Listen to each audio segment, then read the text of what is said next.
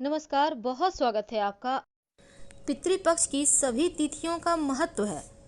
हर तिथि पर किसी न किसी के पितर का देहांत हुआ होता है और वे उनके लिए श्राद्ध तर्पण करते हैं। लेकिन पितृपक्ष में भरणी श्राद्ध, नवमी श्राद्ध और सौरपितृ अमावस्या या अमावस्या श्राद्ध की तिथियां महत्वपूर्ण है। भरणी श्राद्ध इस बार 2 अक्टूबर को चतुर्थी श्राद्ध के साथ ही भरणी श्राद्ध किया जाएगा। नौमी श्राद्ध 7 अक्टूबर को किया जाएगा। माता पितरों जैसे माँ, दादी, नानी पक्ष के श्राद्ध कर्म इस दिन किए जाते हैं। सौपितृ अमावस्या का श्राद्ध 14 अक्टूबर को है और इस दिन उन पितरों के लिए श्राद्ध किया जाता है जिनकी तिथि ही निधन की मालूम नहीं है। धार्मिक मान्यताओं के अनुसार पितृपक्ष में अपने पूर्वजों की आत्मा की शांति के लिए पूजा के साथ दान भी करने का विधान है और पितृपक्ष में दान पुण्य करने से पूर्वज प्रसन्न भी होते हैं और आर्थिक समृद्धि भी बनी रहती है। इस समय किए गए दान से पितरों को तृप्ति मिलती है और उनका आशीर्वाद हम सब पर बरसता है। ऐसे में कुछ चीजें का दान का वर्णन हमारे शास्त्रों में आता है। पहला है, आप कौवा को कुछ न कुछ खाने को नित्य दिन जरूर दें, क्योंकि कौवे के माध्यम से पितृदेव तृप्त होते हैं, वो भोजन ग्रहण करते हैं। ऐसे हमारे यहाँ प्राचीन समय से ही मान्यताएं चली आ रही है, इसलिए कौवों को कुछ न कुछ खाने को जरूर दें। दूसरी बात, चूंकि पितृपक्ष में पितरों को तृप्त करने के लिए निर्धन व्यक्ति को भोजन कराना या ब्राह्मणों को भोजन कराना भी अनिवार्य है। यहाँ पर भोजन दान की महिमा बताई गई है। आप किसी को भी खाना जरूर खिला सकते हैं। कहते हैं तिल, काला तिल भगवान विष्णु को सबसे प्रिय है और साथ ही श्राद्ध के हर कर्म में तिल की आवश्यकता होती ही होती है। श्राद्ध पक्ष में दान करने वाले को कुछ भी दान करते समय हाथ में काला तिल लेकर ही दान करना चाहिए।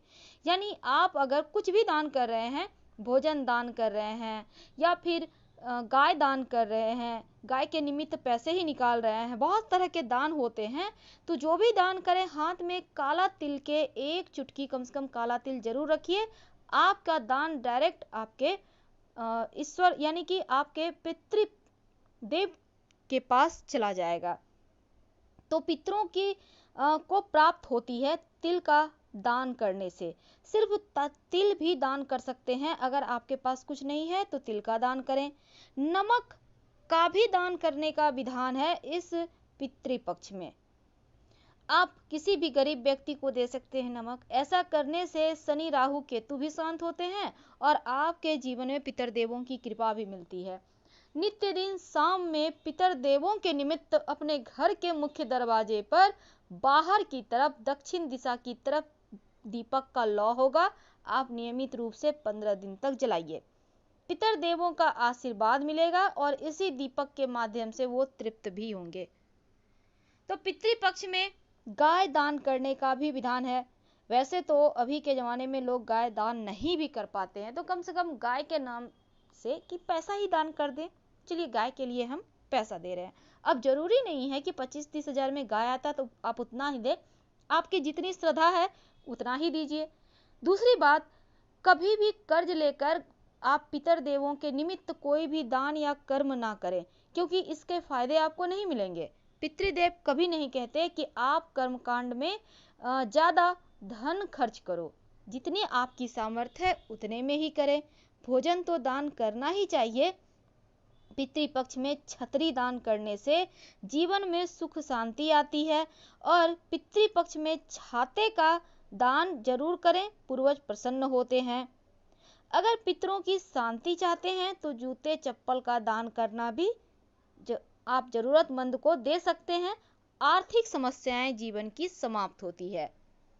तो आप जब भी दान करें नई वस्तु दान कीजिए। एक बात हमेशा ही याद रखिए, पुराना दान करने का कहीं कोई महत्व नहीं है।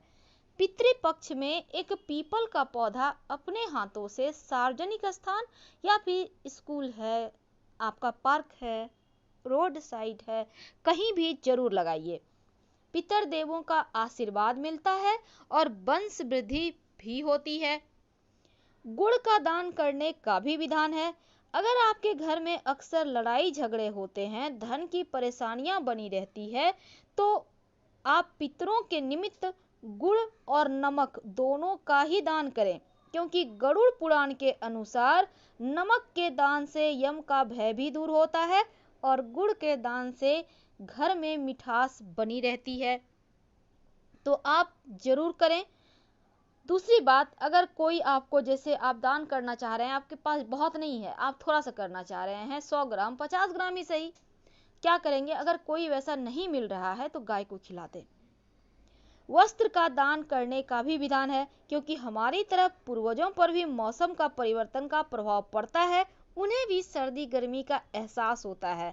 तो यहाँ पर अपने वंशजों एवं पुत्रों से वस्त्र की कामना पितरगण रखते हैं। जो व्यक्ति अपने पितरों के निमित्त वस्त्र का दान करता है, उन पर सदैव पितरों की कृपा बनी रहती है। आप कोई भी वस्त्र जो आपका सामर्थ्य है, नए कपड़े दान करें। वैसे तो पुराणों में पितरों का निवास स्थान चंद्रमा के ऊपरी भाग में बताया गया है। इसी अनुसार पितरों को चांदी की वस्तु प्रिय मानी जाती है। तभी तो माना जाता है कि चांदी, चावल, दूध से पितर प्रसन्न होते हैं, इसलिए पितृपक्ष में चांदी का भी दान करने का विधान है। वैसे तो हमारे शास्त्रों में पौराणिक समय की बात है, तो ऐसे में भूमि यानी जमीन का दान सर्वोत्तम माना गया है और महाभारत के अनुसार गलती या अनजाने में हुए पापों से मुक्ति भी भूमि का दान करने से मिल जाता है। तो भूमि दान से अक्षय पुण्य की प्राप्ति होती है और मान्यता है कि भूमि दान से यश, मान, सम्मान और अस्थायी संपत्ति की प्राप्ति होती है, वृद्धि होती है। तो इस तरह से आप पितरदेवों की कृपा पा सकते हैं और पितृदेवों को प्रसन्न कर जीवन में तरक्की भी कर सकते हैं। तो पितृपक्ष, हालांकि इस बार आपको तो हमने बताया, मृत पूर्वजों का श्राद्ध किया जाता है और मरण तिथि जिनकी जिस दिन होती है उनका श्राद्ध उसी दिन करने का विधान है। हालांकि इस बार लॉकडाउन के कारण बहुत सारी परेशानियां तो जीवन में है, लेकिन हाँ, आप बहुत, जैसे घी का दान करने का भी विधान है, पात्र के साथ, यानी जिस बर्तन में, डब्बे में है, उसके साथ ही अगर घी का दान कर दें तो आपके परिवार के लिए शुभ और मंगलकारी होता है। अगर अनाज का दान करते हैं, जैसे गेहूं है, चावल है, तो आपके जीवन में कभी अन्न का अभाव नहीं होता, मनोवांछित फल की प्राप्ति होती है। सोना का दान करने से कलह कलेश का नाश होता है। अगर सोने का दान संभव ना हो तो सोने के दान के निमित्त यथाशक्ति धन का भी दान कर सकते हैं। तो छोटे छोटे चीजें जीवन में बड़ी बड़ी खुशियां लाती है। आप पितृदेवों के निमित्त कुछ करें या ना करें, कम से कम थोड़ा सा काला तिल का ही दान कर दीजिएगा, ये सबसे अच्छा रहेगा। या गाय को गुड़ भी खिला दीजिए, उससे भी पितृदेव संतुष्ट हो जाएंगे, क्योंकि वो भी आपके श्रद्धा के ही भूखे हैं। हम आपसे विदा लेते हैं। पसंद आए तो लाइक कर सब्सक्राइब करें। हर हर महादेव।